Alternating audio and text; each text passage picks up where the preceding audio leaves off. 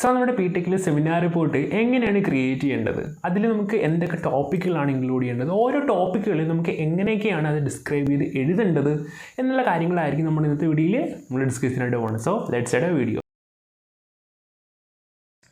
അപ്പോൾ seminar സീരീസിൻ്റെ part 2 വീഡിയോയിലേക്ക് എല്ലാവർക്കും സ്വാഗതം. അപ്പോൾ നമ്മുടെ ഇന്നത്തെ വീഡിയോയിൽ നമ്മൾ ഡിസ്കസ് ചെയ്യാനായിട്ട് പോകുന്നത് നമ്മൾ സെമിനാറിന് വേണ്ടിയിട്ട് PPT ക്രിയേറ്റ് ചെയ്യുന്ന സമയത്ത് അല്ലെങ്കിൽ ആ PPTയിൽ നമുക്ക് എന്തൊക്കെ കോണ്ടന്റുകളാണ് വെക്കേണ്ടത്, അതുപോലെ എന്തൊക്കെ ഹെഡിങ്സ് ആണ് വെക്കേണ്ടത്, സോ ഓരോ കോണ്ടന്റിൽ നമ്മൾ എങ്ങനെയാണ് കാര്യങ്ങൾ ഇലാബറേറ്റ് എഴുതേണ്ടത് പോലുള്ള കാര്യങ്ങളെ പറ്റിയിട്ടുള്ളൊരു വീഡിയോ ആയിരിക്കും. അപ്പോൾ ഈ ഒരു വീഡിയോയിൽ ഞാൻ ആക്ച്വലി അപ്രൂവ് ചെയ്യപ്പെട്ട ഒരു PPT ആയിരിക്കും ഞാൻ പ്രസൻറ്റ് ചെയ്യാൻ പോകുന്നത്. സോ ആ ഒരു PPTയിൽ എങ്ങനെയൊക്കെയാണ് കോണ്ടന്റ് നമുക്ക് ഡെലിവറി ചെയ്തിരിക്കുന്നത് അല്ലെങ്കിൽ പ്രസൻറ്റ് ചെയ്തിരിക്കുന്നതൊക്കെ നമുക്ക് ഡീറ്റെയിൽ ആയിട്ട് നമുക്ക് നോക്കാം. Okay, so let's go to video.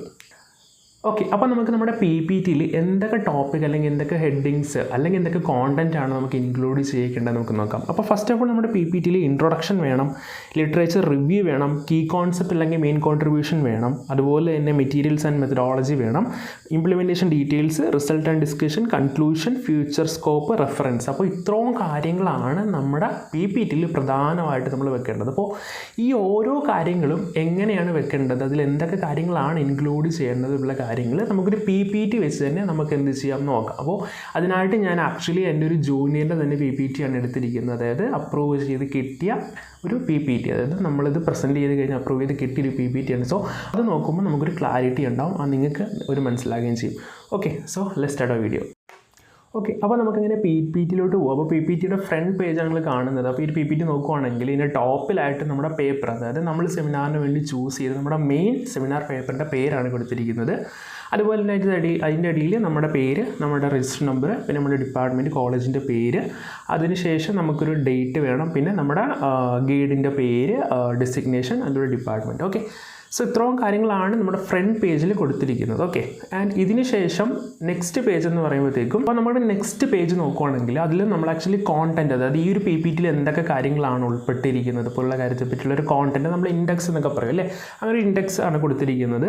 അപ്പോൾ ഇവിടെ നോക്കുവാണെങ്കിൽ ഞാൻ നേരത്തെ പറഞ്ഞ ഇൻട്രൊഡക്ഷൻ പറയുന്നുണ്ട്, ലിറ്ററേച്ചർ റിവ്യൂവിനെ പറ്റി പറയുന്നുണ്ട്, അതിൽ key concept, material methodology, implementation details, result and discussion, conclusion, future scope, reference. അപ്പോൾ നമ്മുടെ PPTയിൽ എന്തൊക്കെയാണ് ഇൻക്ലൂഡ് ചെയ്ത് നമ്മൾ പോകുന്നത് ആ ഒരു കാര്യമാണ് നമ്മുടെ കോണ്ടന്റ് പേജ് അഥവാ ഇൻഡെക്സ് പേജിൽ നമ്മൾ വെക്കേണ്ടതായിട്ട് വരുന്നത്. ഓക്കെ, അപ്പോൾ അടുത്തായിട്ട് നമ്മൾ നോക്കുന്നത് ഇൻട്രൊഡക്ഷൻ എന്ന് പറഞ്ഞാൽ, അതായത് നമ്മുടെ ടോപ്പിക്കിൽ ഒന്നാമത്തെ പോയിന്റ് അഥവാ ഇൻട്രൊഡക്ഷൻ. അപ്പോൾ ഇൻട്രൊഡക്ഷൻ നമ്മൾ ബേസിക്കലി നോക്കുകയാണെങ്കിൽ ഞാൻ ജനറലായിട്ട് നിങ്ങൾക്ക് അനുയോജ്യമായിട്ട് എങ്ങനെയാണ് നിങ്ങളുടെ പേപ്പറിൻ്റെ ഒരു ഇൻട്രൊഡക്ഷൻ എഴുതുന്നത് ഞാൻ ആക്ച്വലി പറയാം. അതായത് ഇൻട്രൊഡക്ഷൻ നമ്മൾ ആ ഒരു പേപ്പറിൻ്റെ റിലവൻസ് എന്ത് വേണ്ടിയുള്ള പേപ്പറാണ് നമ്മൾ എഴുതുന്നത്. അതുപോലെ തന്നെ നമ്മൾ ആ പേപ്പർ പഠിക്കുമ്പോഴത്തേക്കും ആ ഒരു പേപ്പർ എന്തായിരിക്കും, ഒരു പർട്ടിക്കുലർ സൊല്യൂഷൻ അല്ലെങ്കിൽ ഒരു പ്രോബ്ലത്തിൻ്റെ സൊല്യൂഷനിൽ കൊടുക്കുന്നത്. സോ ആ ഒരു പ്രോബ്ലം എന്താണെന്ന് എഴുതണം, അതുപോലെ സൊല്യൂഷൻ നിങ്ങൾക്ക് എഴുതാം, അതൊക്കെ പോയിന്റ് ആയിട്ട് എഴുതേണ്ട, പിന്നെ അഡ്വാൻറ്റേജ്. സോ ഇത്രയും കാര്യങ്ങളാണ് നമ്മൾ ഇൻട്രൊഡക്ഷൻ സെക്ഷനിൽ കൊടുക്കേണ്ടത്. അപ്പോൾ നിങ്ങൾ ഈ പേപ്പർ നോക്കുകയാണെങ്കിൽ ഇവിടെ പ്രോബ്ലം പറഞ്ഞിട്ടുണ്ട്, അതുപോലെ തന്നെ എന്ത് ടൈപ്പ് ഓഫ് സൊല്യൂഷൻ ആണ് കൊടുക്കാൻ പോകുന്നത്, സോ അതിനെപ്പറ്റി ഡീറ്റെയിൽ ആയിട്ട് ഡിസ്കസ് ചെയ്തിട്ടുണ്ട്.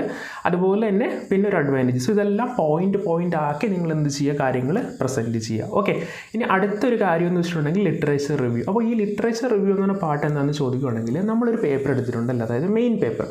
അപ്പോൾ ഈ മെയിൻ പേപ്പറെ സംബന്ധിച്ച് അല്ലെങ്കിൽ അതേ സ്കോപ്പിൽ തന്നെ വരുന്ന ഒരു 6 സെപ്പറേറ്റ് പേപ്പറുകൾ, അതായത് അതിനുമായിട്ട് ബന്ധപ്പെട്ട് നിൽക്കുന്ന ഒരു 6 സെപ്പറേറ്റ് ആയിട്ടുള്ള ഇതുപോലെ ഒരു പേപ്പേഴ്സ് നിങ്ങളെടുത്ത് വായിക്കണം. സോ അതിനെക്കുറിച്ചിട്ടുള്ള കാര്യങ്ങളാണ് ഇവിടെ കൊടുക്കേണ്ടത്. അപ്പോൾ ഒരു 6 പേപ്പർ, അത് ഡിപ്പെൻഡ് ചെയ്യും നിങ്ങളുടെ കോളേജ് അനുസരിച്ച്. സോ അതിൽ ടൈറ്റിൽ വേണം, ഇയർ വേണം, ഡീറ്റെയിൽ.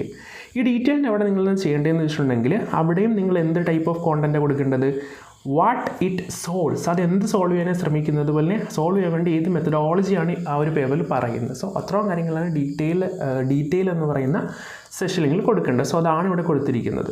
അപ്പോൾ അതിൻ്റെ ഇപ്പോൾ മെത്തഡോളജിയിൽ അൽഗോരിതംസ് ഒക്കെ പറയുകയാണെങ്കിൽ എൻ്റെ പേരൊക്കെ നിങ്ങൾക്ക് ഇവിടെ മെൻഷൻ ചെയ്യാം, ഓൾറെഡി ഇതിലുണ്ടാവും, അതൊക്കെ നിങ്ങൾ മെൻഷൻ ചെയ്യുക. അങ്ങനെ 6 പേപ്പർ ഇവിടെ കൊടുക്കണം. സോ ഇതിന് ശേഷം അടുത്തെന്ന് പറയുന്നത് കീ കോൺസെപ്റ്റ് അഥവാ മെയിൻ കോൺട്രിബ്യൂഷൻ എന്ന് പറഞ്ഞ കാര്യം. അതായത് ഈ കീ കോൺസെപ്റ്റ് അഥവാ മെയിൻ കോൺട്രിബ്യൂഷൻ എന്ന് പറയുന്നത് ഇവിടെ പറയുന്നത് എന്താണെന്ന് വെച്ചിട്ടുണ്ടെങ്കിൽ what things that we implemented, അതായത് നമ്മൾ ഈ പേപ്പർ അല്ലെങ്കിൽ ഈ പേപ്പറിൽ എന്തൊക്കെ കാര്യങ്ങളാണ് ഇംപ്ലിമെൻറ്റ് ചെയ്തിരിക്കുന്നത്, ആ ഒരു സൊല്യൂഷൻ അല്ലെങ്കിൽ ആ ഒരു പർട്ടിക്കുലർ പ്രോബ്ലത്തെ സോൾവ് ചെയ്യാൻ വേണ്ടിയിട്ട് എന്തൊക്കെ കാര്യങ്ങളാണ് ഇംപ്ലിമെൻറ്റ് ചെയ്തിരിക്കുന്നത്. സോ അതൊക്കെ നിങ്ങൾക്ക് ഇവിടെ കീ പോയിന്റുകൾ, അതായത് വളരെ പോയിൻ്റായിട്ട് കൊടുക്കുക. അതായത് സെക്യൂരിറ്റി എൻഹാൻസ് ചെയ്തിട്ടുണ്ട്, മൾട്ടി ലെയർ സെക്യൂരിറ്റി ഇംപ്ലിമെൻറ്റ് ചെയ്തിട്ടുണ്ട്, ഫയർ ബേസ് ഡേറ്റാബേസ്.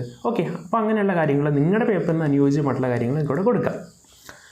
അടുത്ത കാര്യം എന്ന് വെച്ചിട്ടുണ്ടെങ്കിൽ material and methodology that used, അതായത് ഇവിടെ വരാൻ നേരത്ത് നമ്മൾ യൂസ് ചെയ്യുന്ന ടെക്നോളജിയും അതുപോലെ തന്നെ ഫീച്ചർ, എന്തൊക്കെ ഫീച്ചറാണ് ഈ ഒരു പേപ്പറിനുള്ളത്. സോ ആ ഒരു കാര്യങ്ങൾ നിങ്ങൾക്ക് എന്ത് ചെയ്യും ഇവിടെ ഉൾപ്പെടുത്തും. അതായത് ഇപ്പോൾ മെറ്റീരിയലിൻ്റെ കേസ് പറയുവാണെങ്കിൽ ഞാൻ നേരത്തെ പറഞ്ഞല്ലോ, അതായത് എന്തൊക്കെ ടെക്നോളജീസ്, ഇവിടെ മെറ്റീരിയൽ ടെക്നോളജീസ് ആണ് ബേസിക്കലി പറയുന്നത്.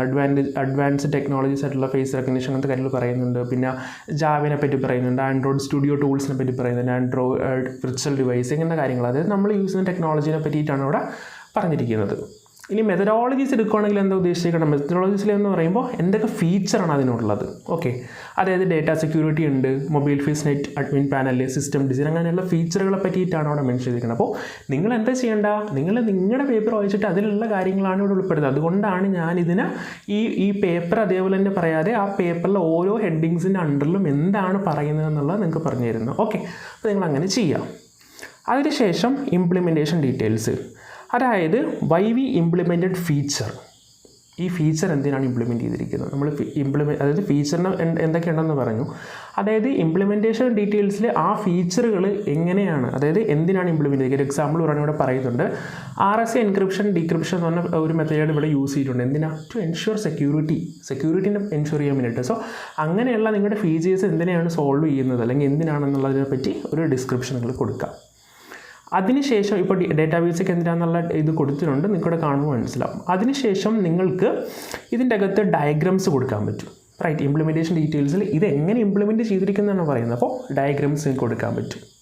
അതുപോലെ തന്നെ നിങ്ങൾക്ക് കോഡ് ഉണ്ടെങ്കിൽ ആ കോഡ് ഇവിടെ കൊടുക്കാൻ പറ്റും. ആൻഡ് അതുപോലെ തന്നെ അടുത്തൊരു കേസാണ് റിസൾട്ട് ആൻഡ് ഡിസ്കഷൻ, അതായത് വാട്ട് ഇറ്റ് ഡസ്, അതായത് എന്താണ് ഇത് ചെയ്യുന്നത്, അതായത് ഈ ഒരു പ്രോബ്ലത്തെ ഇത് സോൾവ് ചെയ്യുമെന്ന് പറഞ്ഞപ്പോൾ ആ പ്രോബ്ലം എന്തായിരുന്നു, അതെങ്ങനെയാണ് സോൾവ് ചെയ്തത് അല്ലെങ്കിൽ എങ്ങനെയാണ് സോൾവ് ചെയ്തതെന്നുള്ള കാര്യത്തെ പറ്റിയിട്ടൊക്കെ നിങ്ങൾക്ക് വെക്കാം. അതുപോലെ തന്നെ നിങ്ങൾക്ക് ഇതിൻ്റെ അകത്ത് റിസൾട്ട് ഗ്രാഫുകൾ, അത് റിസൾട്ട് ഉണ്ടെങ്കിൽ ആ റിസൾട്ടിൻ്റെ ടെസ്റ്റ് ഗ്രാഫുകളൊക്കെ ഒരു എക്സാമ്പിൾ ഞാൻ കാണിച്ചു തരാം. ഇവിടെ കാണാൻ പറ്റും, ഒരു ടെസ്റ്റിംഗ് ഡീറ്റെയിൽസിൽ കൊടുത്തിട്ടുണ്ട്. അപ്പോൾ നിങ്ങളുടെ പേപ്പറിൽ ഇതുപോലെ ടെസ്റ്റിംഗ് ഡീറ്റെയിൽസ് ഉണ്ടെങ്കിൽ നിങ്ങൾക്ക് ഈ പറയുന്ന കാറ്റഗറിയിൽ കൊടുക്കാം. അതുപോലെ തന്നെ കമ്പാരിസൺസ് ഉണ്ടെങ്കിൽ അത് നിങ്ങൾക്ക് കൊടുക്കാം. ആൻഡ് അടുത്തതാണ് ഫൈനൽ തിങ് ആണ് ബേസിക്കലി കൺക്ലൂഷൻ എന്ന് പറയുന്നത്. അപ്പോൾ ഈ കൺക്ലൂഷനിലേക്ക് ഞാൻ എത്തി.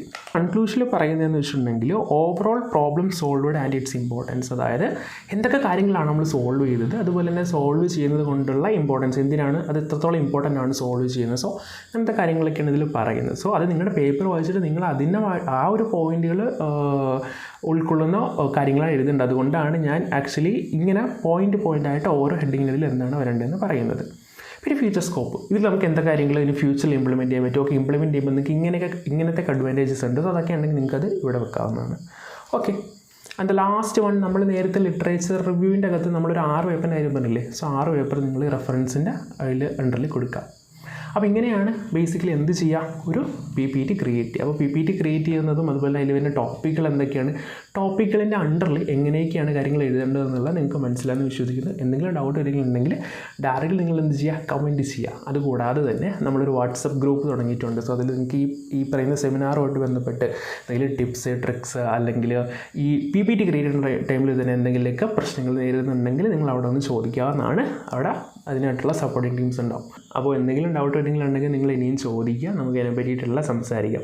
അപ്പോൾ സെമിനാറൊക്കെ നിങ്ങൾ എടുക്കുകയാണെങ്കിൽ വളരെ ജെനുവിറ്റോടെ ഞാൻ പറഞ്ഞ പോലെ തന്നെ നിങ്ങൾ കോൺഫിഡൻ്റ് ആയിട്ട് പറയാൻ ശ്രമിക്കുക. നാളെ നിങ്ങളൊരു കമ്പനിയിൽ ചെന്നാലും നിങ്ങൾ ഇതുപോലെ ചെയ്യേണ്ടതാണ്. ഇപ്പോൾ ഒരു ഉദാഹരണം പറയുവാണെങ്കിൽ നമ്മളൊരു കമ്പനിയിലേക്ക് ചെന്ന് ട്രെയിനിങ് ചെയ്യുന്ന സമയത്ത് നമ്മൾ ഒരു പ്രൊജക്റ്റിൽ നമുക്ക് ഉണ്ടാവും. അപ്പോൾ ആ പ്രൊജക്റ്റിനെ പറ്റിയിട്ടൊക്കെ നമ്മൾ പ്രസൻറ്റ് ചെയ്യണം. അതും ആ പ്രൊജക്റ്റ് നമ്മൾ ടീമായിട്ടൊന്നും അല്ല കമ്പനി ചെയ്യുന്നത്, ഒറ്റയ്ക്കാണ് ചെയ്യുന്നത്. സോ അത് പ്രസൻറ്റ് ചെയ്യണം, അതും ഡെവലപ്പേഴ്സിന് മുന്നിലാണ് പ്രസൻറ്റ് ചെയ്യേണ്ടത്. അപ്പോൾ അങ്ങനെയുള്ള കാര്യങ്ങളൊക്കെ നമുക്ക് കിട്ടണമെങ്കിൽ നമ്മൾ ഇവിടെ നിന്നാണ് അത് സ്റ്റെപ്പ് അപ്പ് ചെയ്യേണ്ടത്. നമ്മൾ ഇവിടെ നിന്നാണ് അതൊക്കെ സ്റ്റാർട്ട് ചെയ്യേണ്ടത്. അപ്പോൾ ബി കോൺഫിഡൻറ്റ്. അതുപോലെ ഇപ്പോൾ തെറ്റെന്ന് പറയുന്നത് എല്ലാവർക്കും ചെയ്യുന്ന കാര്യങ്ങളാണ്. അപ്പോൾ തെറ്റി നമ്മളത് പഠിക്കും. സോ അതിനുള്ള ടൈം അവിടെ ഉണ്ടാവും. നമുക്ക് പേഷ്യൻസ് വേണം, അതുപോലെ തന്നെ ടൈം അത് എടുക്കും. നമ്മൾ പഠിച്ചിടം കുറച്ച് ടൈം എടുക്കും. സോ നിങ്ങളതൊക്കെ മനസ്സിൽ കൊണ്ട് നിങ്ങൾ അത് പ്രസൻറ്റ് ചെയ്യുക. അല്ലാതെ ഒരിക്കലും അയ്യോ ഞാൻ പറയുമ്പോൾ തെറ്റിപ്പോകും, അയ്യോ ഞാൻ പറഞ്ഞപ്പോൾ അത് തെറ്റിപ്പോലും എന്നെ കൊണ്ട് പറ്റുമോ, അങ്ങനെ ഒന്നും ചിന്തിക്കരുത്. തെറ്റിപ്പോയാൽ മാത്രമേ അത് ശരിയാകത്തുള്ളൂ. തെറ്റിപ്പോയാലേ തെറ്റ് മനസ്സിലാക്കി ശരിയാക്കാൻ പറ്റത്തുള്ളൂ. ഓക്കെ, അതുകൊണ്ട് വളരെ നല്ല രീതിയിലെല്ലാം പോസിറ്റീവായിട്ട് കണ്ട് നിങ്ങൾ പ്രസൻറ്റ് ചെയ്യാം. സോ നമുക്ക് അടുത്ത് ഇരിക്കണം. ബൈ.